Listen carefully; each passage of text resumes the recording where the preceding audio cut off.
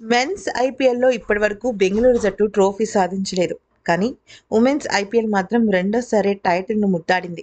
దాంతో ఆర్‌సీబీ జట్టుకు ఇప్పటివరకు అందని ద్రాక్షలాగా మిగిలిపోయిన ఐపీఎల్ ట్రోఫీ ఇప్పుడు ఆ కల నెరవేరిందని చెప్పొచ్చు.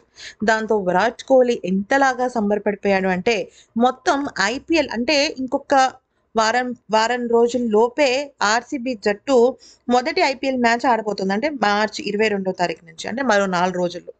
అయితే ఈలోపే ప్రాక్టీస్ సెషన్స్ చాలా ముమ్మరంగా జరుగుతున్నాయి. ప్రీ ట్రైనింగ్ క్యాంప్స్ అని అలా అని ఇవని. దానిలో మగవాళ్ళందరూ కూడా అంటే మెన్స్ ఐపీఎల్‌కి సంబంధించిన ఆటగాళ్ళందరూ కూడా ప్రాక్టీస్ చేస్తూనే ఆదివారం నాడు అందరూ కలిసి టీవీ చూశారు.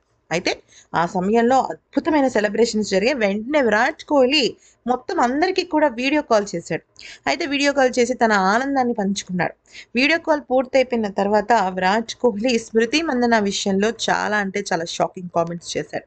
అసలు ఇంతకీ విరాట్ కోహ్లీ ఏమన్నాడంటే, "నేను ఈరోజు చాలా ఆనందంగా ఉన్నాను.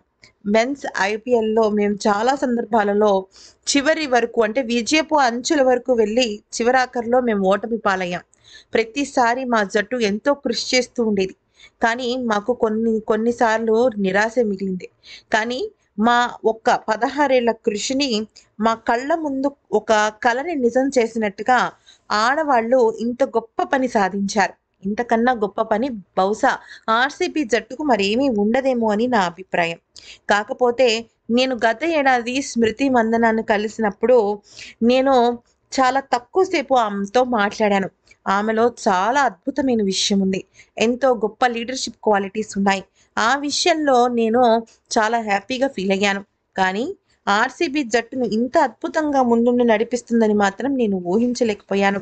నేను చాలా ఆనందంగా ఉన్నాను. ఈ ఆనందాన్ని మీ అందరితో పంచుకున్నందుకు ఇంకా కాస్త తృప్తిగా ఉంది" అంటూ విరాట్ కోహ్లీ పేర్కొన్నాడు.